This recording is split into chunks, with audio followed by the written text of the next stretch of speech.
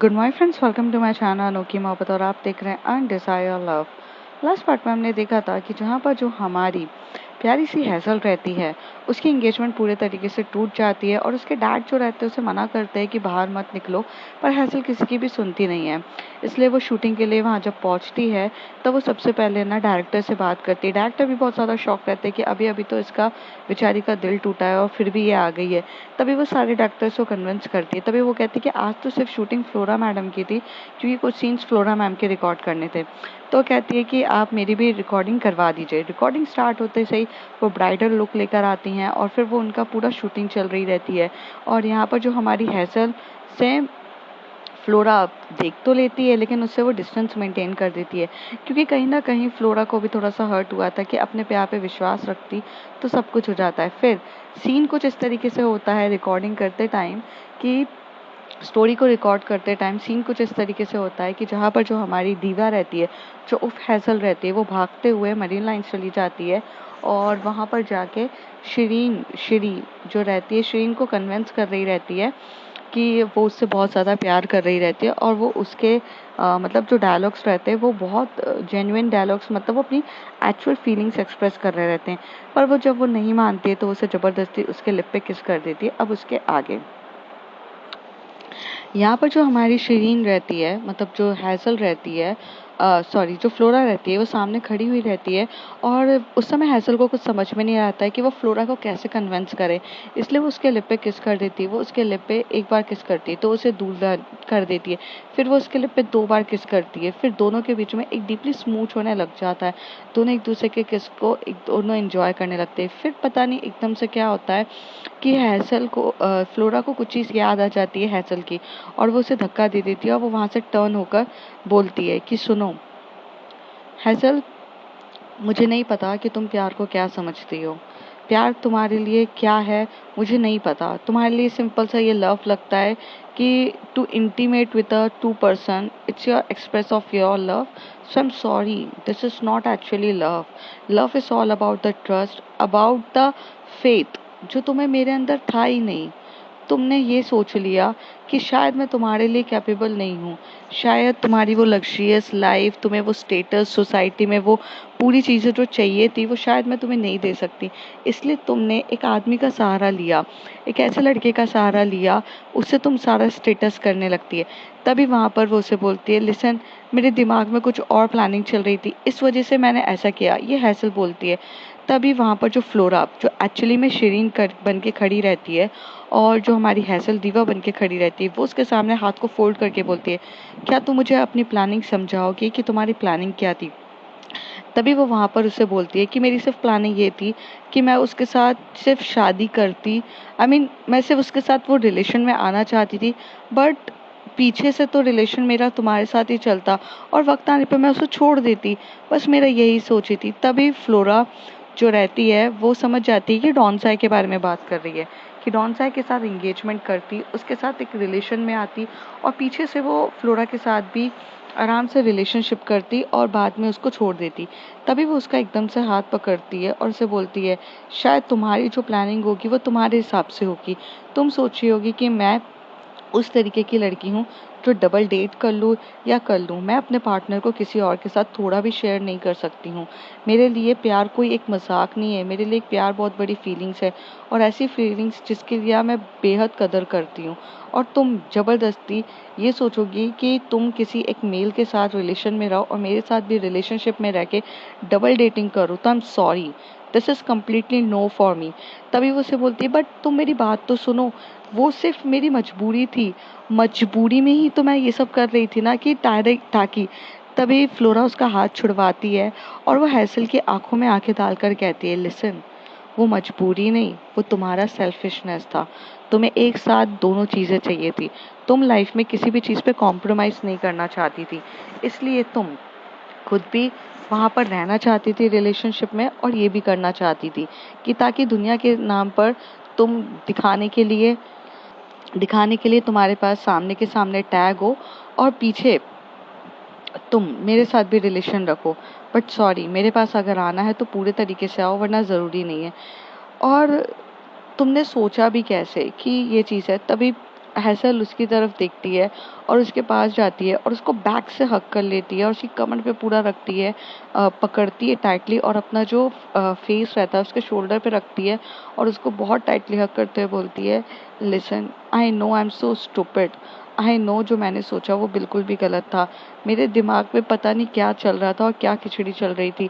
मैंने जो किया वो बहुत गलत किया। आई कम्प्लीटली एग्री, बट एक नादान बच्चा समझ के छोड़ दो ना।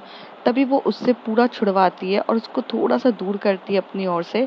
हमारी प्यारी सी फ्लोरा उसको दूर करती है और उसके सामने खड़े होकर बोलती है, लिसन, छोटी सी बच्ची की बात क्या है?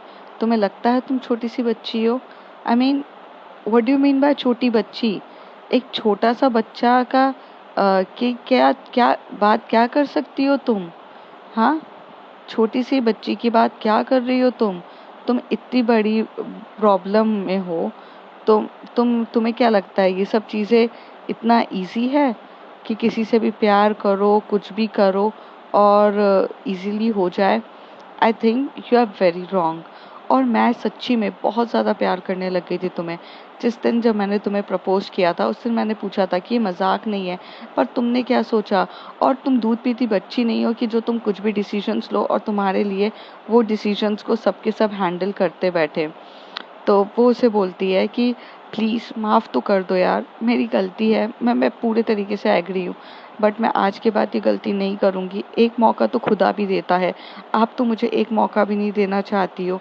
तभी वो उसकी तरफ टर्न होती है और उसके पास आती है और उसकी कमर को अपनी कमर से खींचती है, जो हमारी ये फ्लोरा कर रही रहती है। हैज़ल को खींचती है अपनी ओर और उसे बहुत करीब अपने पास लाकर बोलती है, लिसन, मैं अगर तुम्हें प्यार नहीं करती तो दूसरा चांस तो देने की सोचती भी नहीं। उस दिन भी मैंने तुम्हें दूसरा चांस देने की कोशिश करी थी। मैं तुम्हारे पास आके सब कुछ एक्सप्लेन करने की कोशिश करी थी। थोड़ी सी मेरी गलती हो सकती है, लेकिन तुमने तो मुझे समझा ही नहीं एक बार भी। एटलीस्ट तुम समझती तो होती बात। और आज तुम मुझसे सेकंड चांस मांग रही हो, कल जाके फिर तुम्हारे पास अगर कोई और बंदा आया और तुम्हें लगा ये स्टेटस वाइज काफ़ी अच्छा है, मेरी फैमिली भी खुश रहेगी, सबको खुश करने के चक्कर में फिर तुमने मुझे छोड़ दिया, तो तब मैं क्या करूँगी? ये मेरा दिल ये मेरा दिल पत्थर का नहीं है, ये मेरा दिल एक बहुत बड़ा यू नो कांच का है, जो एक बार टूट जाए ना, जिसको आप समेट नहीं सकते। शायद ये बात आप नहीं समझोगी। वेल, मुझे जाने दो। और ये प्लीज़, ये प्यार व्यार अपनी जगह। If you are happy with that relationships तो ओके। तो कहती है, no I am not, that's why मैं भाग कर तो आई हूँ तुम्हारे लिए। मैं तुम्हारे पास कल भी आना चाहती थी, मैं परसों भी आना चाहती थी। मैं तुम्हें बताना चाहती हूँ कि मैं तुमसे बहुत प्यार करती हूँ। प्लीज़ मेरी बात को समझो, मुझे एक मौका देने की कोशिश करो, मैं तुम्हारे बिना नहीं रह सकती हूँ। ये ये मेरा फर्स्ट टाइम किसी लड़की के साथ रिलेशन है। मुझे मुझे नहीं पता फीलिंग्स कैसी होती है, क्या होती है। मुझे समय लग गया ये सब अपनी चीज़ों को जानने में। तो please please try to understand. मैं तुम्हारे हाथ जोड़ती हूँ। यहाँ पर जो हमारी फ्लोरा खड़ी रहती है वो चुपचाप उसकी तरफ देखती है, फिर वो यहाँ से टर्न होती है और टर्न होकर वो चुपचाप चली जाती है। यहाँ पर हैसल अपने घुटनों पे बैठते हुए इतना ज़्यादा रोई जा रही थी, हालांकि उसे समझ में आ रहा था कि उसने सबसे इम्पोर्टेंट चीज़ों को खो दिया है। और यहाँ पर जो सब लोग मतलब ऐसे देख रहे रहते हैं, पूरी जो शूटिंग का वहाँ पे साइड रहता है वो देख रहे रहते हैं, पर कोई भी कुछ में उस पर इंटरप्ट नहीं करता है, क्योंकि असिस्टेंट डायरेक्टर जो रहता है वो कहता है इनके आगे पीछे इनके क्लोजअप कैमरा लो, ये सारे कैमरा करो, बट आप ना मतलब देखो, क्योंकि ये सबसे ब्यूटीफुल चीज़ हो रही है कि इनके इमोशंस एकदम रियल दिख रहे हैं और हम इससे कट भी नहीं कह सकते। यहाँ पर जो हमारी फ्लोरा रहती है वो थोड़ा सा आगे चली जाती है और उसी ड्यूरेशन में जो हमारी हैसल रहती है उसको ना अजीब सा लग रहा रहता है, वो बहुत रो रही रहती है।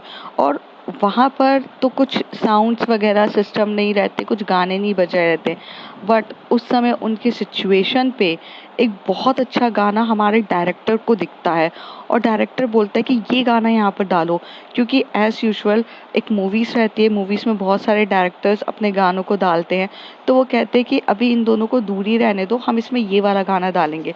और वो हालांकि उस गाने में वो गाना डालते, तो ये गाना कुछ इस प्रकार का रहता है। के दरिया का उतरना भी जरूरी था, मोहब्बत भी जरूरी थी, बिछड़ना भी जरूरी था। जरूरी था कि हम दोनों तवाफ़े आरज़ू करते, मगर फिर आरज़ुओं का बिखरना भी ज़रूरी था। तेरी आँखों के दरिया का उतरना भी ज़रूरी था। इसी ड्यूरेशन में वो लोग आगे रहते हैं और जहाँ याद है तुमको वो जब दिल को चुराया था, चुराई चीज को तुमने खुदा का घर बनाया था। वो जब कहते थे मेरा नाम तुम तस्बीह में पढ़ते हो, मोहब्बत की नमाज़ों को करा करने से डरते हो, मगर अब याद आती है वो बातें थी महज बातें, कई बातों ही बातों में वो करना भी जरूरी था। तेरी आँखों के दरिया का उतरना भी जरूरी था।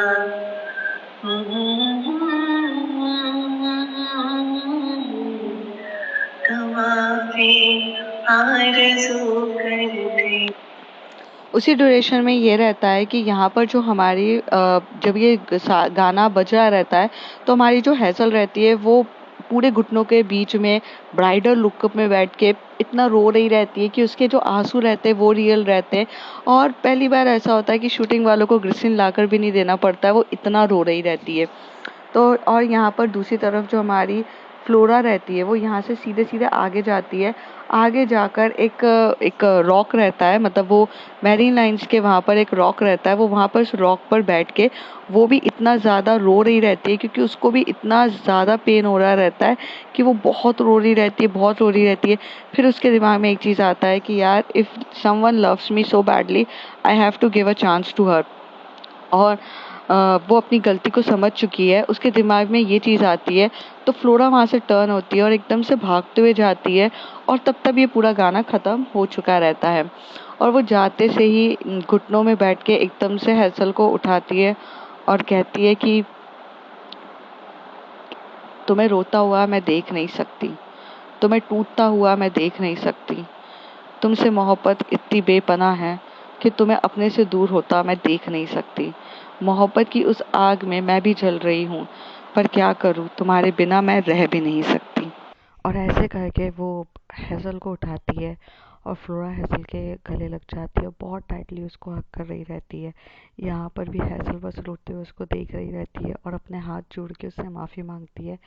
फ्लोरा उसके हाथ को नीचे रखती है और उसे उसे अपनी ओर करीब लाते हुए उसकी आंखों में से पूरे आंसू पोंछ रही रहती है। इतना ज़्यादा उसकी आंखों में वो पोंछती रहती है, पूरा पोंछ रही रहती है। उसी तरफ देख के बोलती है कि मुझे माफ़ कर दो, मैं अपने प्यार को साबित करके दिखाऊंगी और मैं बहुत बहुत ज़्यादा प्यार करती हूँ तुमसे, मैं तुमसे दूर नहीं रह सकती। ऐसे कह के वो उसकी तरफ देख रही रहती है।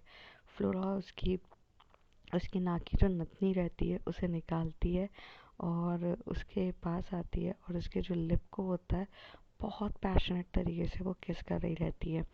इससे पहले जो थोड़ा बहुत किस था वो थोड़ा सा इतना डीप नहीं था जितना डीप अब ये दोनों एक दूसरे को किस कर रहे थे। धीरे धीरे उसकी जो नाक की नथनी की जो होती है वो निकाल देती है, पीछे की जो ज्वेलरीज रहती है वो निकालती है, जो बाल वगैरह रहते हैं किस करते करते वो सब कुछ निकल जाता है।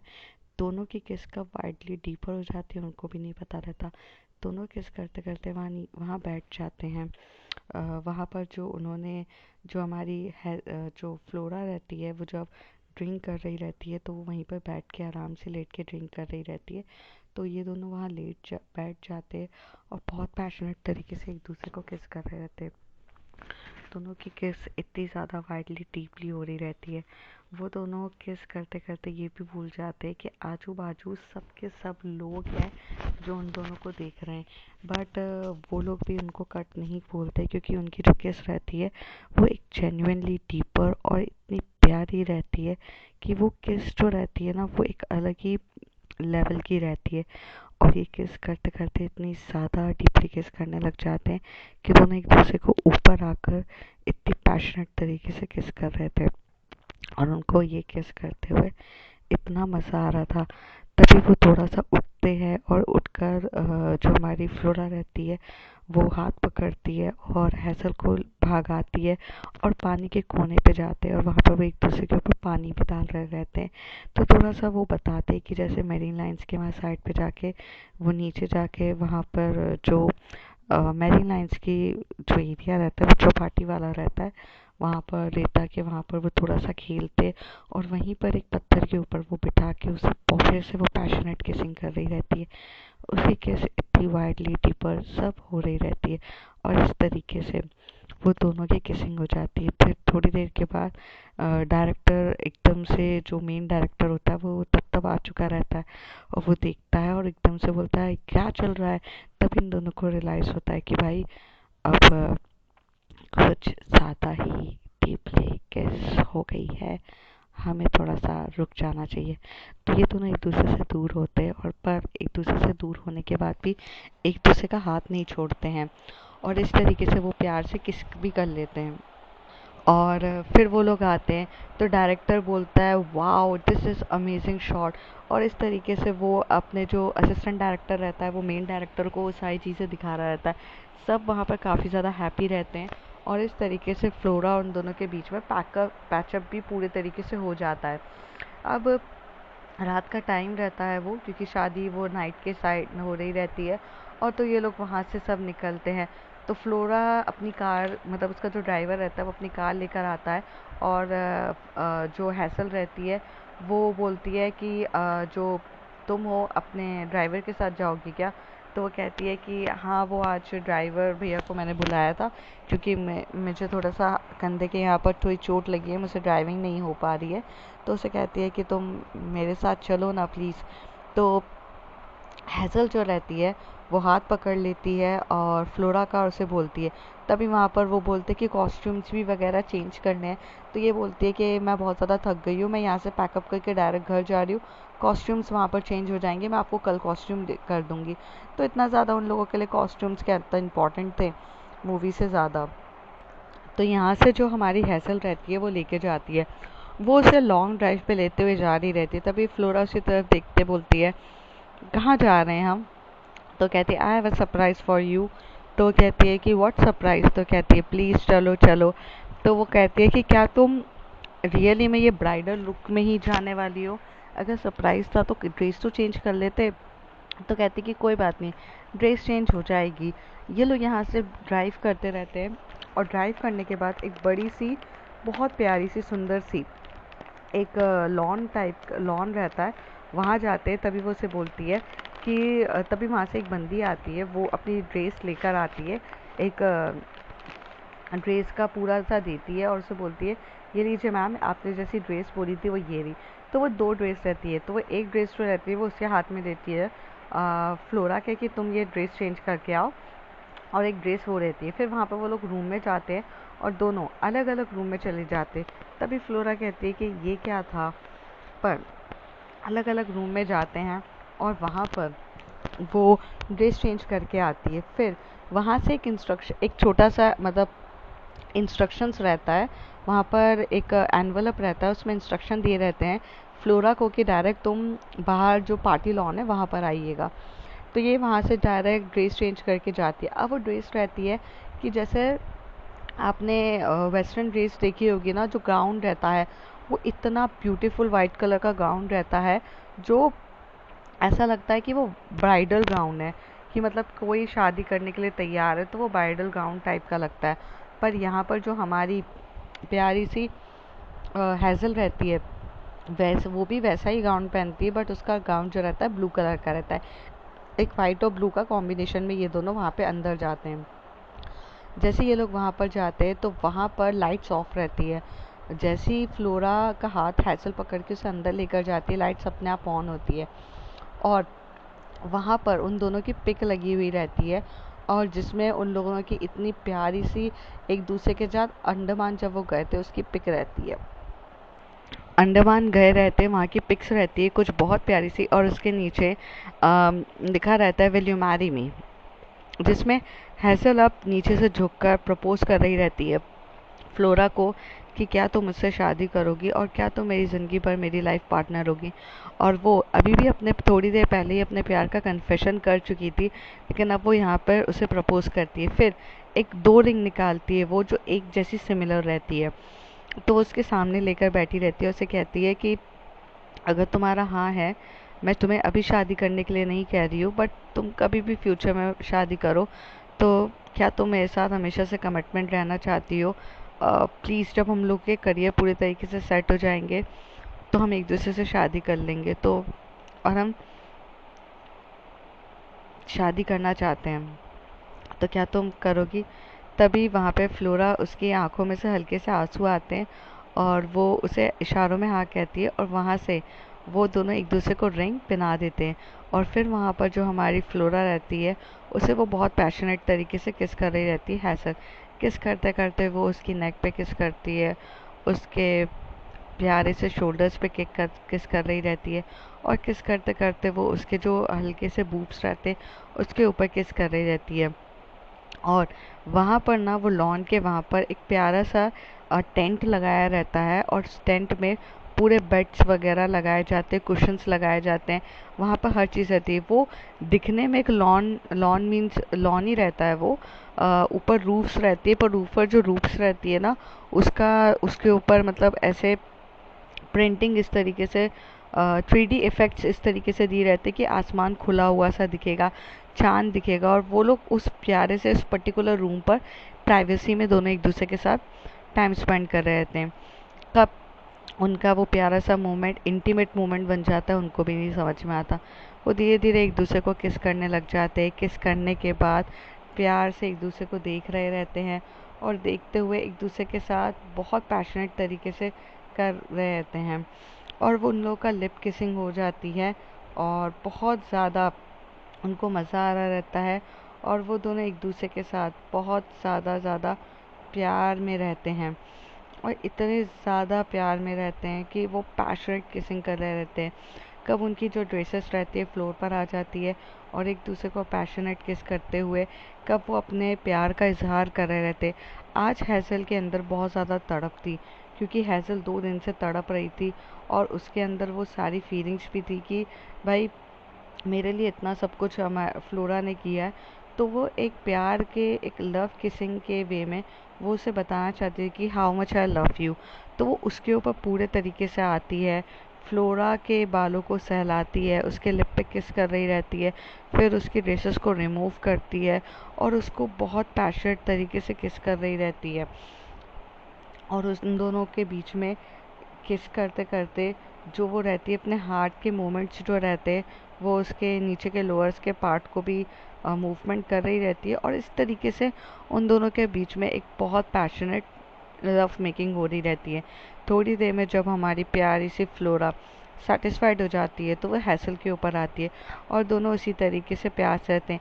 इस ड्यूरेशन में उन दोनों के फ़ोन्स पर बहुत सारे कॉल्स भी आ रहे थे, जैसे कि सौम्या भी बहुत ज़्यादा कॉल कर रही थी और शायरा भी, लेकिन वो दोनों इन सब चीज़ों से अवेयर नहीं थे। तभी वहाँ पे जो दूसरी तरफ हमें देखने को मिलता है कि सौम्या शायरा को कॉल करती है, तो शायरा बोलती है मुझे भी नहीं पता कि वो कहाँ पर है, क्या है, हैसल का कुछ अता पता नहीं है, तुम्हें कुछ पता है क्या? तो कहती है कि नहीं, मुझे भी नहीं पता। तो कहती है कि तभी वहाँ पे शायरा कहती है कि मॉर्निंग में तुम जल्दी जल्दी चली गई थी घर की तरफ, मुझसे मिली भी नहीं। ये सौम्या बोलती है शायरा को। तभी शायरा कहती है कि हाँ, वो थोड़ा सा मुझे इंटीरियर डिज़ाइनिंग का कोर्स मतलब मेरा काम भी है और मैं इसके चक्कर में चली गई थी। क्यों, मेरी याद आ रही थी क्या तुम्हें? तभी सौम्या एकदम से बोलती, इसे कल रात के बारे में कुछ याद है कि नहीं, ज़रा पूछती हूँ। तभी पूछते कि कल रात को तुम्हें कुछ याद है क्या हुआ था? तो उसे बोलती है कि क्या हुआ था, बस हमने पार्टी करी थी। तो तभी सौम्या बोलती है, पार्टी के बाद क्या हुआ था तुम्हें कुछ याद नहीं है क्या? तो वहाँ से फ़ोन पर शायरा कहती है, मुझे नहीं पता क्या हुआ था, और मैं तुमसे पूछ रही हूँ कि क्या तुम्हें मेरी याद आ रही थी? तभी सौम्या बोलती है, नहीं याद तो नहीं आ रही थी। तभी शायरा का थोड़ा सा मन डिप्रेस हो जाता है और वो फ़ोन रखती है और बोलती है, यार इसे तो कुछ याद, या इसे तो मेरी याद भी नहीं आती है, पर पता नहीं क्यों थोड़े दिन से मेरे मन में कुछ अजीब सी फीलिंग क्यों आ रही है इसके लिए। क्या मैं तो गलत ट्रैक पे नहीं जा रही हूँ? Oh oh I mean I am into boys ना, but I think why I am into girls. तभी वहाँ पर दूसरी तरफ सौम्या फ़ोन रख के बोलते है, यार इसको तो बस मिस यू की पड़ी थी। यहाँ पर तो मैं ये सोच रही थी कि मैं मिस यू नहीं, आई लव यू बोल देती तुम्हें, अगर तुम्हें वो फीलिंग्स और तुम्हें वो याद होती। क्या तुमने किस वो नींद में ही किया था? ऑफ कोर्स जिस दिन तुम मुझे होश में किस करोगी बात ही कुछ और होगी। बट मैं भी ये क्या सोच रही हूँ, मैं रियली में उस लड़की को प्रपोज करने के लिए तैयार हो रही हूँ जिस लड़की से मैं इतनी लड़ाई करती हूँ। बट यार वो काफ़ी ब्यूटीफुल भी है और वो अपनी जगह सही है, लड़ने का तो मुझे जोश चढ़ता है, इसलिए मैं उसके साथ फालतू का लड़ती हूँ। ओह गॉड, मैं ही थोड़ी सी पागल हूँ। चलो अब देखते हैं क्या होता है, काश उसे याद आएगा कि नहीं। थोड़ी देर में वो ऐसी फ़ोन रख देती है। वहाँ पर एकदम से शायरा का मैसेज आता है सौम्या को। सौम्या उसका मैसेज उठाती है तो देखती है कि क्या तुम मुझे आज डिनर पे मिल सकती हो? आई थिंक कि आज साथ में डिनर करें। तभी सौम्या उसे 2 मिनट में लिख के बोलती है, या sure, your send me the place. तो उसे वो बोलती है कि माई प्लेस, मैंने तुम्हारा घर देख लिया, अब तुम भी मेरा घर देख लो, ऐसे शायरा लिखती है। सौम्या बोलते हैं, yeah sure, at 8 PM I will come back. तो यहाँ पे अब दोनों के बीच में जो लड़ाई झगड़े थे, कब वो एक थोड़ा सा लड़ाई झगड़े से हट के एक प्यारे से मोमेंट में बदल रहा था, इन दोनों को ही समझ में नहीं आता। तो अब फ्रेंड्स आगे देखते होता क्या है। If you like my story, like share and subscribe, and please avoid everything क्योंकि मेरा गला बहुत ज़्यादा ख़राब है और मेरे को कोल्ड एंड कफ भी बहुत हो चुका है। मौसम चेंज होता है, हमें हो जाता है, तो भी मैं रिकॉर्ड कर रही हूँ। तो जो मेरे फ्लॉज होंगे उन सबको आप अवॉइड करिएगा, एंड प्लीज़ थैंक यू।